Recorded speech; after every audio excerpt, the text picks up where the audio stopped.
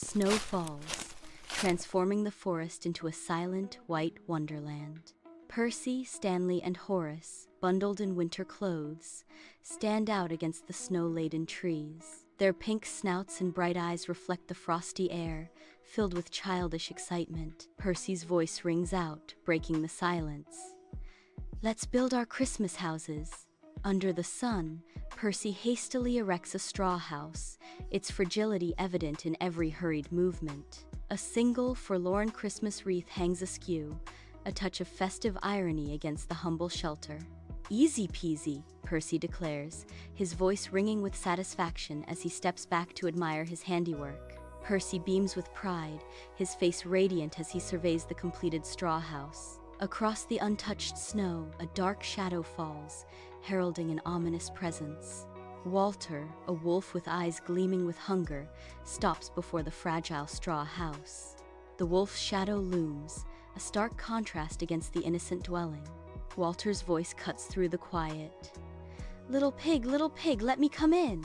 A predatory smile curls on Walter's lips as he awaits the pig's response. Outside the straw house, an unseen menace looms, casting a shadow of dread over Percy. Percy trembles, his small frame shaking as he hides within the fragile walls of the straw house. Defiance flickers in Percy's eyes as he squeals back. "Not by the hair of my chinny chin chin." Walter's voice booms, a threatening promise echoing. "Then I'll huff and I'll puff and I'll blow your house down." The straw house shudders, bracing for the impending storm as Percy's defiance hangs in the air. Walter inhales deeply, his eyes gleaming with determination before the straw house. With a mighty blow, the straw house explodes into a swirling vortex of golden debris. Straw flies in every direction, a testament to Walter's raw power. Percy, eyes wide with terror, lets out a high-pitched squeal as his home vanishes. Percy flees towards Stanley's house, his tiny legs a blur against the grass. Stanley's stick house glitters, interwoven with candy canes and Christmas lights under the bright sun. Percy bursts onto the scene, his face etched with panic.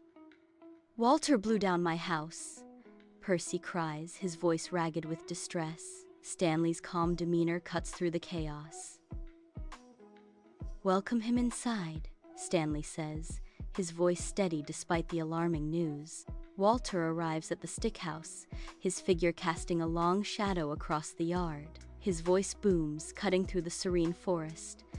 Little pigs, let me come in." Inside, the two pigs huddle, their small bodies trembling, eyes wide with growing dread. "Not by the hair of our chinny chin chins," they squeal, their desperate reply echoing weakly.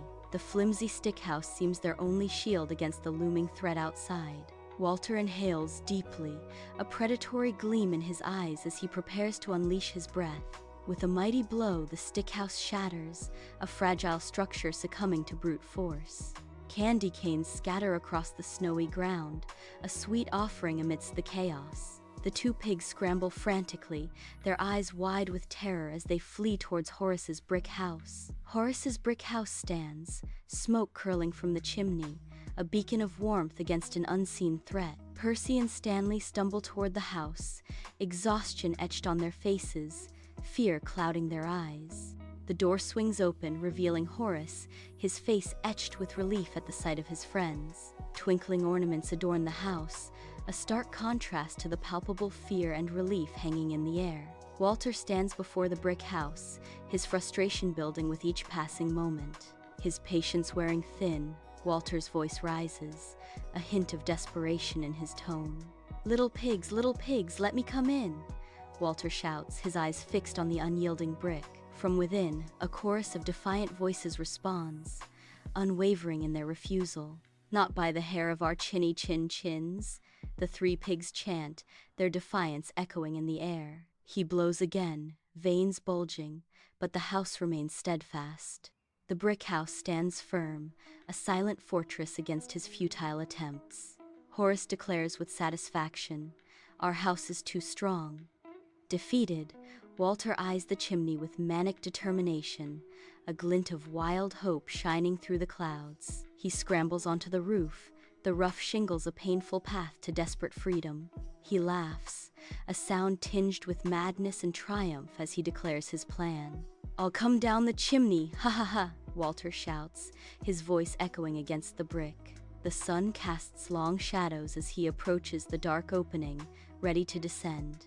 Inside the cozy brick house, Horace's urgent voice cuts through the air, a call to action resonating within the warm walls. Percy and Stanley move with newfound purpose, their expressions reflecting dawning comprehension. Horace's directive hangs in the air, a whimsical yet earnest command. "Quick, let's put the big pot of hot cocoa under the chimney." The pot of hot cocoa is placed strategically beneath the chimney, a heartwarming offering in anticipation. Awaiting the arrival, their faces light up with playful expectancy, ready to share warmth and joy. Walter plummets down the chimney, a dark silhouette against the faint light above. A resounding splash echoes as he crashes into a pot below.